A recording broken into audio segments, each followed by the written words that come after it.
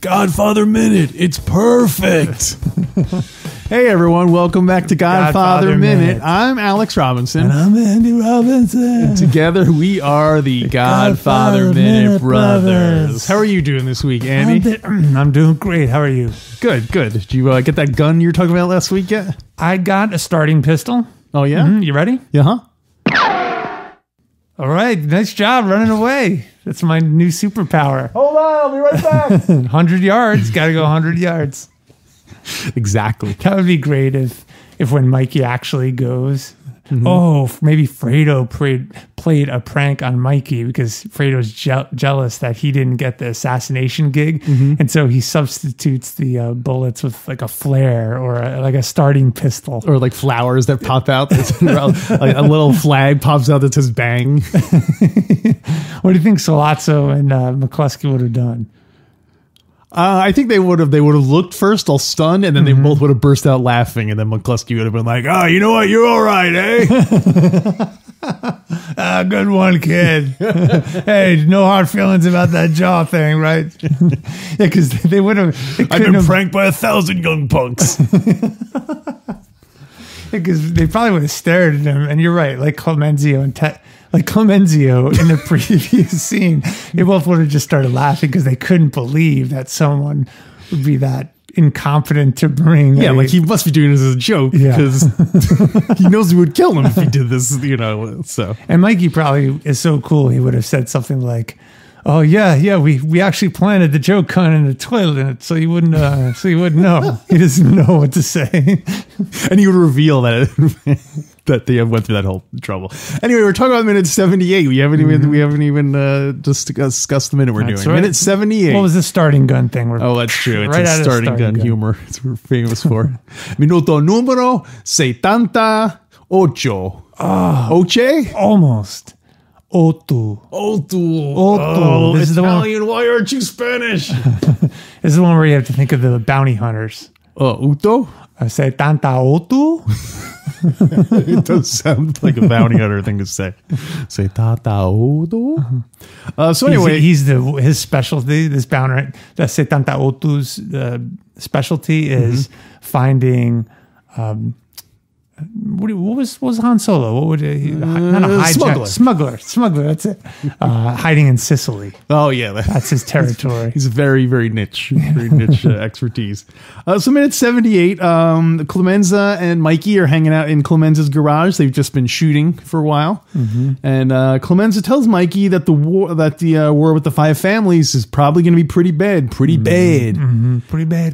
But that he and the Don were both proud of him for becoming a hero. Your father too. Then everyone eats. Yep. For your father. For your father. I was doing it like Hyman Roth, but I was saying Enzo's line. For your father.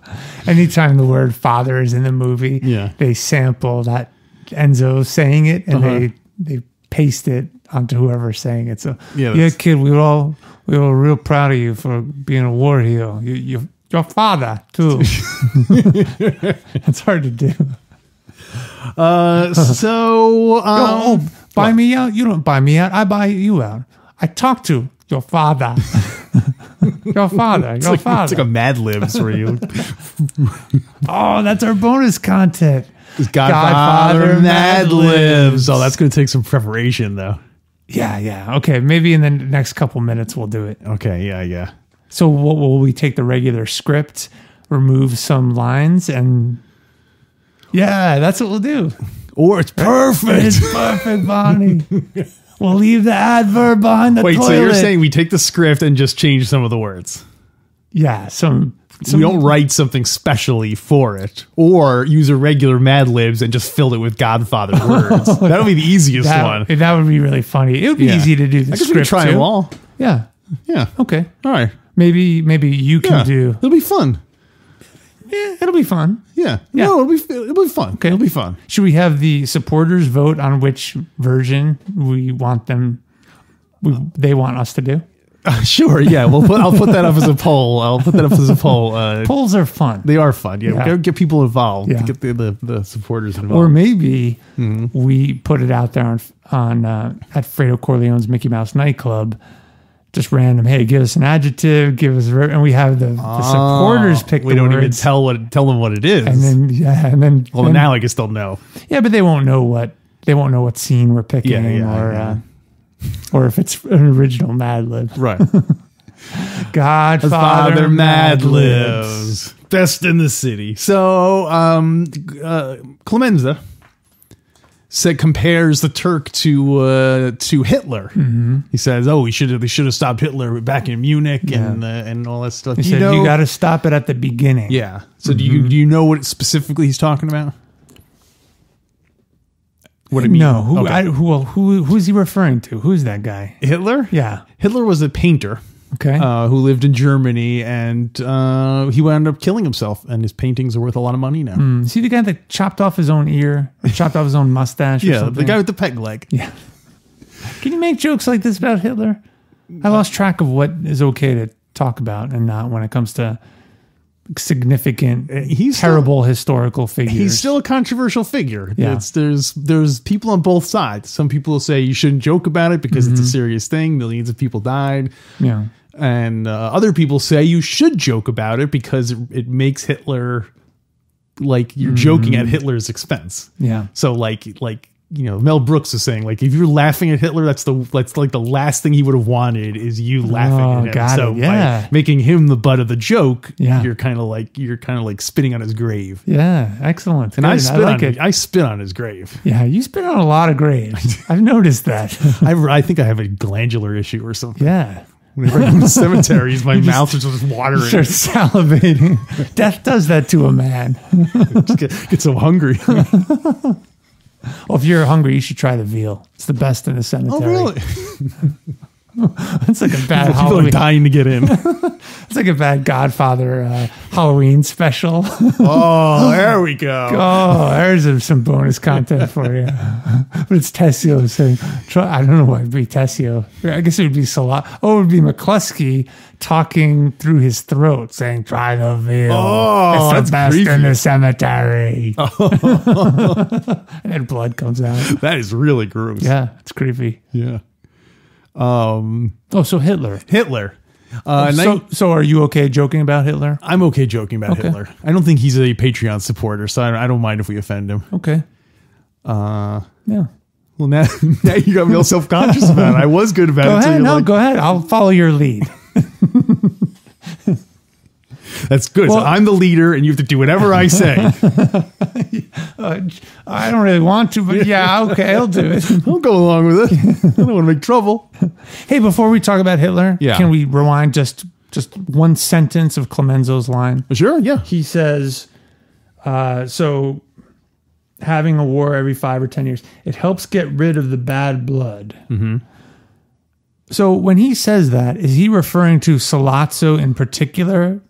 In other words, Sollozzo is the bad blood being introduced to our 5-family formula. Our 5-family formula. And therefore we got to get rid of that blood? Or is he sort of saying this is kind of one symptom of rising conflicts and all of that, the bad blood between all the families has been building up, and now we need to go to war to kind of scrub it all out. Periodically you have to purge all the built up grudges and little and little things like that. So it's not just Sollozzo. No, I don't think so. I mean, because he said, it's been 10 years since the last time this happened. So it seems to imply that there's always some kind of inevitably some the families seem like they have more of an uneasy alliance rather than like a partnership. Yeah.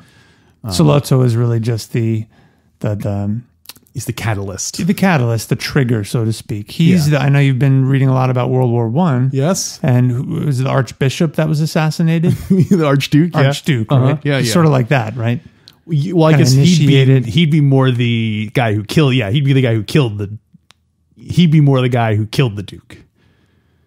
Who Mikey? No. The Turk would be more like the guy who shot the Archduke. Oh, God. Yeah. Something. That's right. Princip. Anyways, and the Don, I guess, would be the Archduke because that's what kicks off the whole. Yeah. That's what kicks off the whole war. Although I would argue that the war is kicked off by Mikey assassinating Sollozzo and McCluskey. Really? I would say it happens before then because they killed Bruno. They killed Bruno Tattaglia. That's true. Yeah. It's escalating fast. early in the proceedings. So they drew first blood. Yeah. And that's blood is a big expense. That's the last thing Sollozzo thought about when Mikey was pointing the gun at him. Yeah. But wait, Mike, blood is a. That was the worst gunshot I did. Those are Star Wars. So Hitler. In 1938, Hitler was the leader of Germany, and he'd already taken over. He had quote unquote peacefully taken over Austria by saying, hey, everyone in Austria is German, so they should really be part of Germany. And everyone was like, oh, I guess so. That makes sense. Because no one wanted to go to war after World War I. Yeah, everyone's like, that was so horrible. Okay, well, we're willing to overlook this. They said, let him take Austria. It's okay. And so then he did the same thing with Czechoslovakia. He was like, I want the Sudetenland because that should be part of Germany. There's German people there. There are already Germans in that neck of the woods. Yeah, and so then they had a big meeting with Germany, Italy, France, and the UK had a meeting. And they said, okay, Hitler, you can have that part of Czechoslovakia. No one from Czechoslovakia was involved in this decision making at all. It was just, they're like, okay, Hitler, you can have Czechoslovakia, but that's it, right? No more things. Hitler's like, you have my words for it. I will not make any more trouble. And so Czechoslovakia is like Carlo. They gave him a living, but they never discuss the family business. I guess. And so that's what Tom would have been the one to be like, listen, it's it's not personal, it's just business. Just let him have Czechoslovakia. We'll negotiate. And so they basically they had a meeting in Munich where they said, okay, Hitler, you can have that part of Czechoslovakia.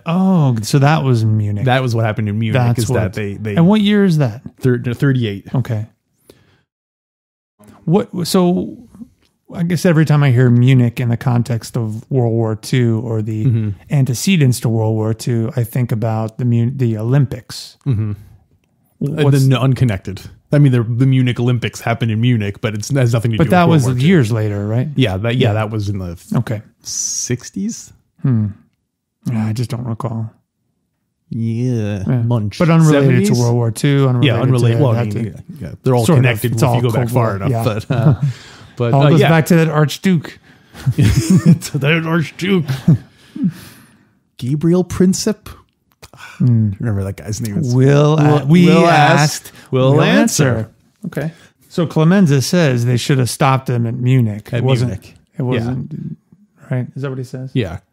Because there was the Prime Minister of England famously came back and was holding a signed document from Hitler saying he would not make any more trouble. And peace in our time was the phrase he used. And of course it became bitterly, that was Chamberlain, right? That was Chamberlain. Yeah. Neville and he Chamberlain. just got, So, what a sucker.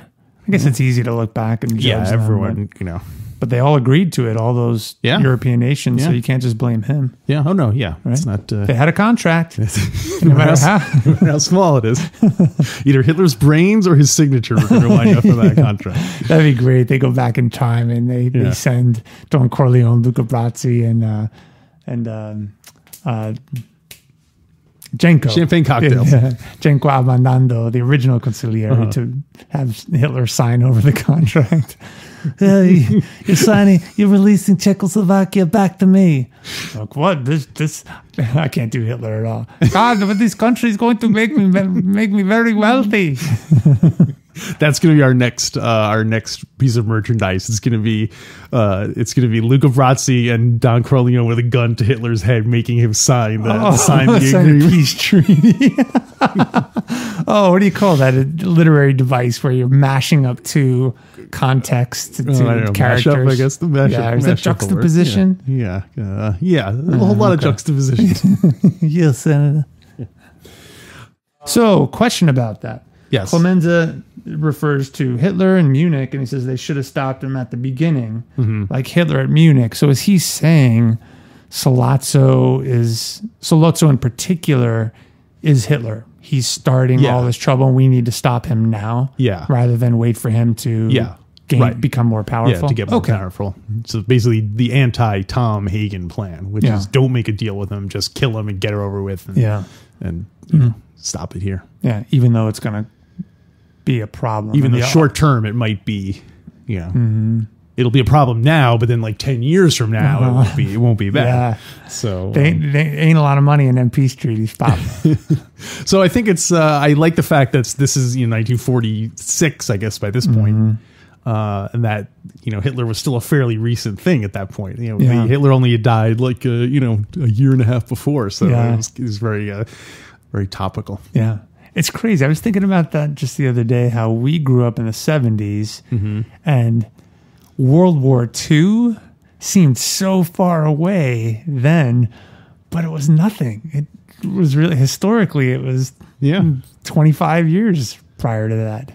1970s. 25 years. Yeah, that's crazy. That is crazy. That's a drop in the bucket. I love this is the problem with this is a side effect of getting old. Is that now we're like 25 years. That's nothing. Yeah. Oh yeah, because 25 years is nothing to you. Te saludo, Don Robinson. Wouldn't the Turk give anything for another 25 years? Yeah, you'll have to be able to piss again. Is that what he says again?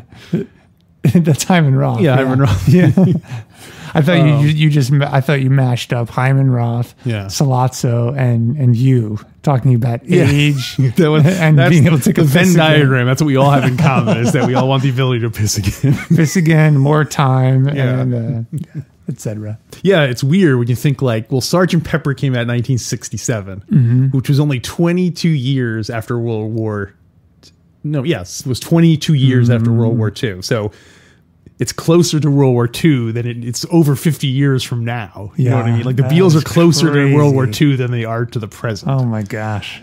And that's the same thing when I was listening to the Beatles in the 80s. Yeah. The fact that they broke up in 70 seems so like, that was so like long an ago. epic, an epoch ago. Yeah. But now like that's nothing. It's nothing. I know. It's amazing. I started That's playing. like if the Beatles broke up on September 11th. That's how far in the past it is. Wow. That's how when I was in high school listening to the Beatles. Weird. So are you comparing the breakup of the Beatles wait a minute. to 9/11? Which was a greater tragedy? Oh, I don't know. We probably shouldn't go there. Yeah, it's we're already making Hitler jokes. Let's draw the line. So I started playing bass guitar in the mid 1980s. And I remember my original influences, and still Beatles, Cream, Hendrix, a lot of that like early 60s and 70s rock, Van Morrison, that kind of stuff.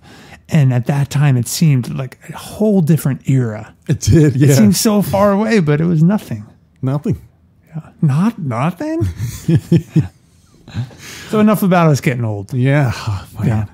So it was an interesting reference to Hitler and World War II. And I guess in particular for Michael, because he is a World War II Marine veteran. Do you think Clemenza was purposely tailoring it for that reason, that he was like, I should probably make a World War II analogy just to... I wonder when they started calling it World War II.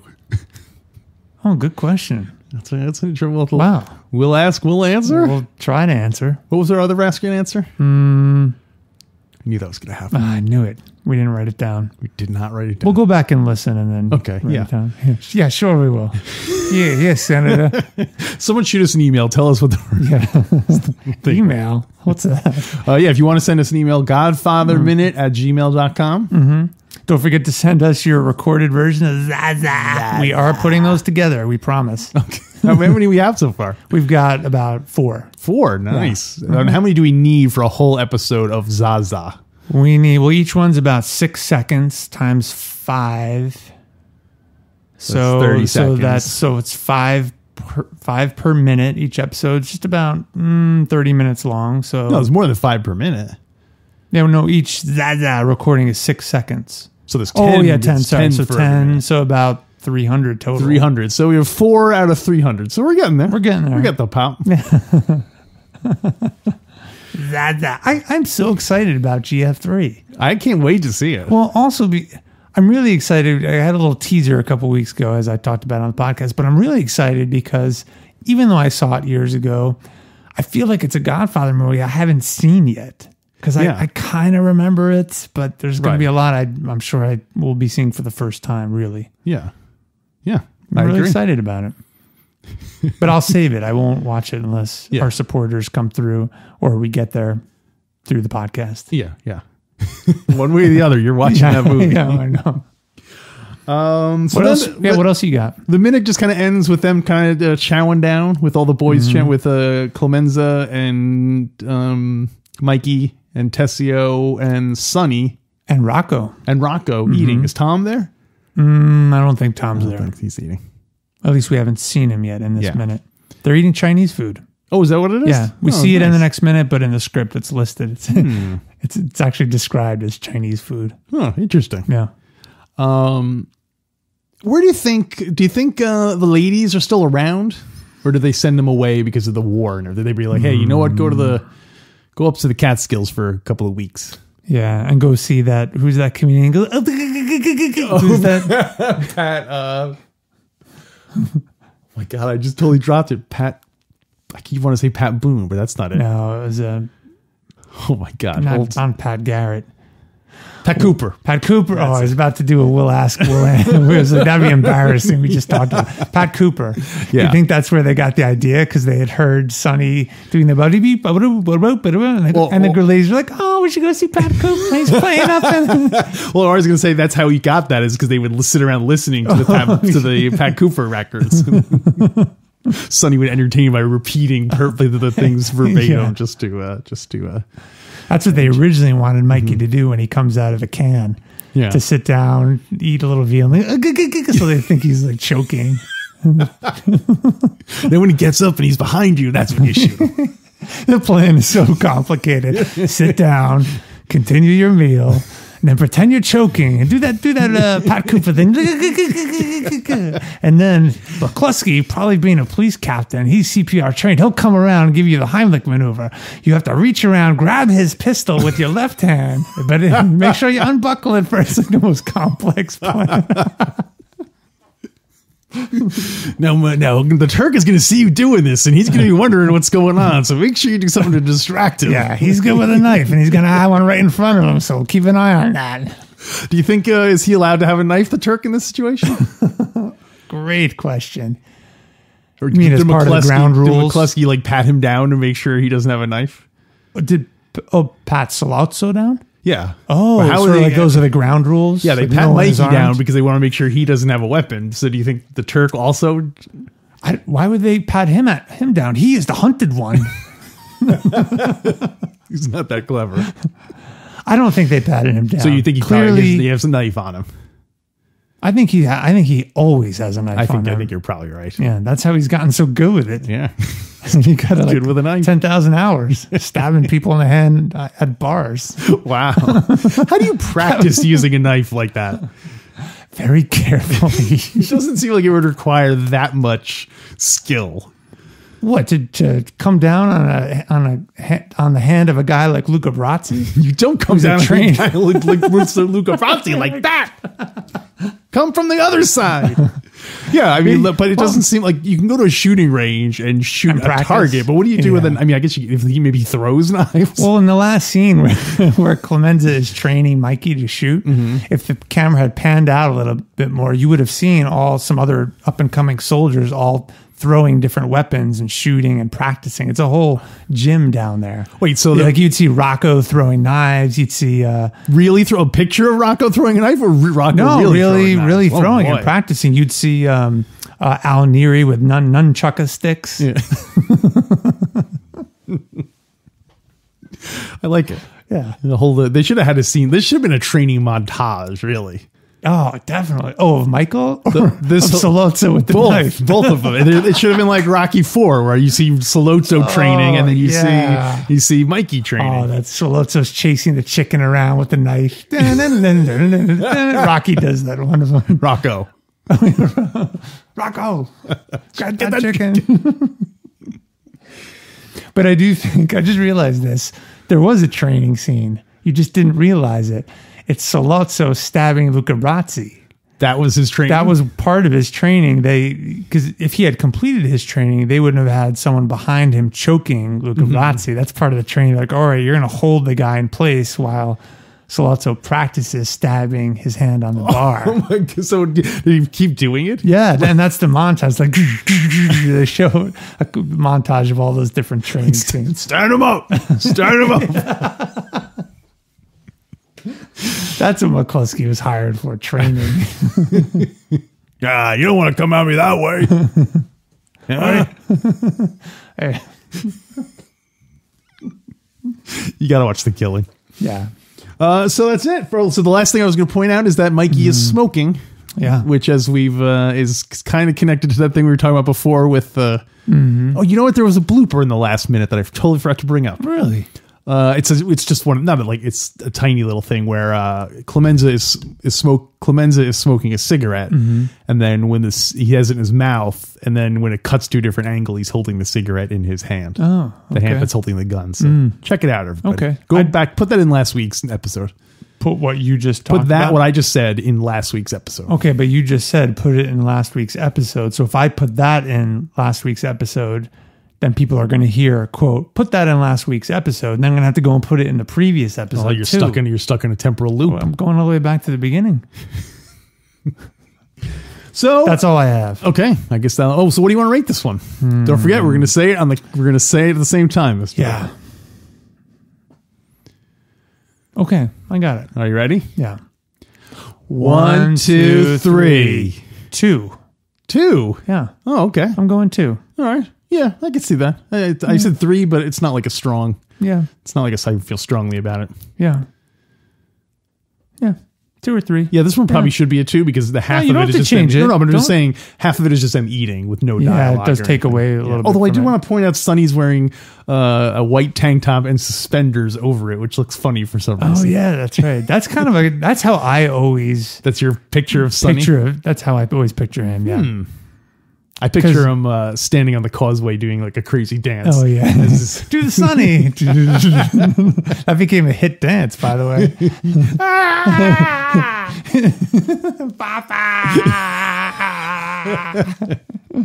We have not brought up Fredo in a while. There was even a song like about do the Sonny. Oh yeah, what did it do? Chubby Checker and the Corleones. You can do the Sonny. And everyone's shaking their body. And even the hardcore dancers have those squibs in their jacket. That's when you're pro when you got that going on. All right, so I guess that'll wrap up minute say tanto say Otu, bounty hunter. Otu.